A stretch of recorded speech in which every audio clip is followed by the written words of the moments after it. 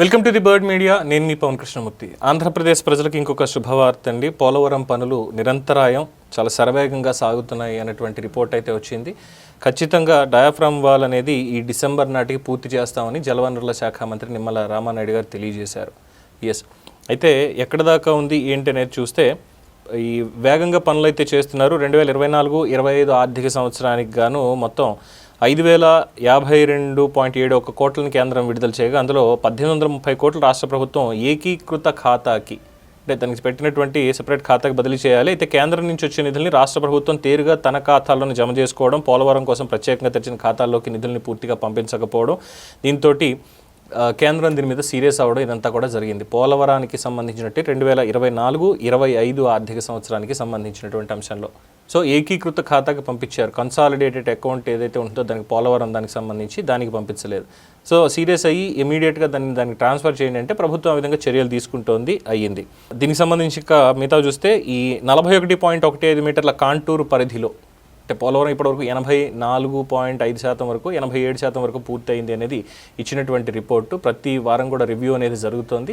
అలాగే ఇటీవల కాలంలో సంభవించినటువంటి వరదల వల్ల కాస్త పనుల వేగం మందగించినప్పటికీ కూడా త్వరలోనే పూర్తి స్థాయిలో పనులు మళ్ళీ వరద తగ్గిన వెంటనే మొదలుపెట్టి మళ్ళీ వర్షాకాలం వచ్చేలోపు ఖచ్చితంగా పూర్తి చేస్తామని చెప్తున్నారు. వచ్చే ఏడాదిన్నర 2 ఏళ్లలో 2026-27 సంబంధించి 26 అని అంటున్నారు, మ్యాక్సిమం 27 కూడా కాదు. But it all depends on diaphragm wall. 26 ఎండింగ్కి లేదు 27 మిడిల్ కల్లా ఖచ్చితంగా పూర్తి చేసి తీరుతాము అని చెప్పి స్పష్టం చేస్తున్నారు. దాని తదుపరి దీనికి సంబంధించి సుంకేసుల బనకచర్ల ఏదైతే వచ్చిందో బనకచర్ల స్థానంలో ఇంకొక దానికి అటాచ్మెంట్ చేయాలి అనేటువంటి ఆలోచన కూడా చేస్తున్నారనేది తెలుస్తున్నటువంటి అంశం. ఇక మొత్తం పునరావాసానికి ఎస్పెషల్లీ ఇక్కడ ప్రాజెక్టు మీరు ఎలా కడుతున్నారు, ఏం చేస్తున్నారు, ఎంతవరకు పూర్తవుతుంది, ఇదంతా కూడా ఎవరికి అనుమానాలు అయితే లేవు. దీని మీద కేంద్రం ఆగ్రహం వ్యక్తం చేసినా, ఇంకోటి చేసినా, ఎక్స్పర్ట్స్ కమిటీ వచ్చి ఇచ్చినా, ఇవన్నీ కూడా టెక్నికల్ అంశాలు కరెక్ట్గానే ఉన్నాయి. అంతా అయింది. ఇక్కడ ప్రధానంగా చెప్పుకోవాల్సింది, ప్రతిసారి కూడా ప్రభుత్వాన్ని హెచ్చరించవలసినటువంటిది, జాగరూకతతో హెచ్చరించవలసినటువంటి అంశం ఏమైనా ఉంది అంటే పునరావాసం.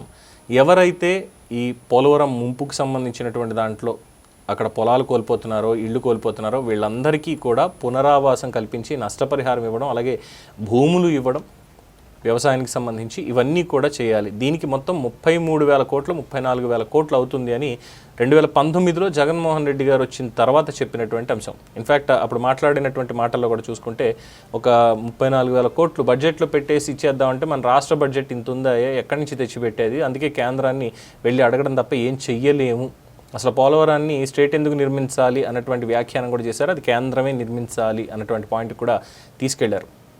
సో ఆ కేవస్ నుంచి అంతా బయటపడి కూటమి వచ్చిన తర్వాత ఎక్కడి వరకు జరిగింది ఏంటి అనేటువంటి వివరాలు ఇవన్నీ ఎప్పటికప్పుడు తెలియజేస్తున్నారు. నిమ్మల రామానాయుడు గారు ప్రత్యేక శ్రద్ధ దీని మీద పెట్టడం అనేది జరిగింది. మొత్తం ఇరిగేషన్కి సంబంధించినటువంటి అంశాల్లో పోలవరాన్ని ప్రధానంగా తీసుకుని దాని మీద పనిచేస్తున్నారు. సో నిమ్మల రామానాయుడు గారు పెట్టాల్సినటువంటి శ్రద్ధ ప్రాజెక్టు మీద మాత్రమే కాదు, అక్కడ ఉన్నటువంటి ప్రజల మీద కూడా పెట్టాలి. ఈ 41.15 మీటర్ల కాంటూర్ పరిధిలో భూసేకరణ, పునరావాసం, దీనికి ఇంకా అడిషనల్గా 1,100 కోట్లు 1,107 కోట్లు అవసరం అని చెప్పి అంచనా వేస్తున్నారు. అలాగే కేంద్ర మంత్రితోటి భేటీ అయ్యి రేపు 6వ తేదీని కూడా మళ్ళీ ఇంకో భేటీ జరగబోతోంది. దాంట్లో మంత్రులు, అధికారులు కూడా పాల్గొని వివరించబోతున్నారు. సో అయితే ఇప్పుడు ఇంకొకటి మనం చెప్పినటువంటి విషయం ఏంటంటే వరదల సమయంలో కూడా ఈ పనులు ఎక్కడ ఆపలేదు అనేది స్పష్టం చేస్తున్నారు. డిసెంబర్ 2027 నాటికి ఖచ్చితంగా ప్రాజెక్టు పూర్తి చేయాలి. సో డయాఫ్రామ్ వాల్ పనులు ఇప్పటికే 56% పనులు పూర్తి అయ్యి అంటున్నారు. మొత్తం 37,302 క్యూబిక్ మీటర్లు పూర్తి అయ్యింది అని చెప్తున్నారు. అయితే ఇక్కడ ఇంకా క్లారిటీ ఇవ్వాల్సినటువంటి ఇంకొక అవసరం ఉంది. దేని మీద అంటే ఇదే డయాఫ్రామ్ వాల్కి సంబంధించి నూతనంగా నిర్మిస్తున్నారా, లేదంటే ఆల్రెడీ అయినటువంటి దాని మీదే రిపేర్లు చేస్తున్నారా? చంద్రబాబు నాయుడు గారు చెప్పడం అయితే మళ్ళీ ఇంకొక కొత్త డయాఫ్రామ్ వాల్ కట్టాల్సిందే అని చెప్పారు. దానికి సంబంధించి 56% పనులు పూర్తయి అంటున్నారు. అలాగే బంకమను ప్రాంతంలో జరిగినటువంటి వైబ్రో కంపాక్షన్, ఈ వైబ్రో కంపాక్షన్ పనులు కూడా దాదాపుగా 74% పూర్తయి అనేది రిపోర్ట్ సారాంశం. అలాగే earth cum rock filled ECRF dam, దాని పనులు కూడా ప్రారంభించాలి. ఇప్పటికీ ఈ నిర్మాణం డయాఫ్రామ్ వాల్ది డిసెంబర్ 31 నాటికి పూర్తయిపోతుందంటున్నారు. అయిన వెంటనే ఎటువంటి ఆలస్యం లేకుండా ఎర్త్ కమ్ రాక్ ఫిల్లింగ్ డ్యామ్ని కూడా అక్కడ స్టార్ట్ చేయాలి అని చెప్పి దానికి కసరత్తు చేస్తున్నారు. సో 2027 జూలై నాటికల్లా కూడా ఇవన్నీ కూడా వచ్చే నెల నుంచి మొదలుపెట్టి 2027 జూలై నాటికి పూర్తి స్థాయిలో అన్నీ కూడా పూర్తి చేయాలి, డిసెంబర్ 31, 2027 కల్లా కంప్లీట్గా ప్రాజెక్టుని జాతికి అంకితం చేయాలి అనేటువంటి ఒక కృతనిశ్చయంతో చేస్తున్నారు. సో ఇక్కడ ప్రజలని దయచేసి మరవద్దు, ఎందుకంటే అక్కడ పరిస్థితులు ఎలా ఉంటాయి అనేది నాకు తెలుసు.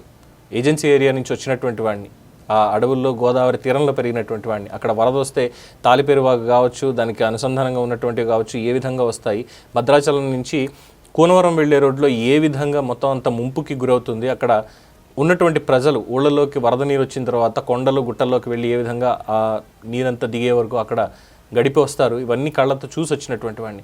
సో దయచేసి ముందుగా ఇక్కడ ఏదైతే ప్రాజెక్టుని నిర్మాణం చేస్తూ వస్తున్నారో కేంద్రం మీద ఒత్తిడి తెచ్చి అయినా సరే, లేదు కేంద్రాన్ని ఏదైనా అడిగి సరే, పోలవరం నిర్వాసితులకు సంబంధించి అది ఇప్పుడు దాదాపుగా 40,000 కోట్ల దాకా అయ్యేటువంటి అవకాశం ఉంది. ఎందుకంటే ఒక 5 ఏళ్ల పాటు సమయం గడిచిపోయింది నిర్ణయాలు తీసుకోకుండా.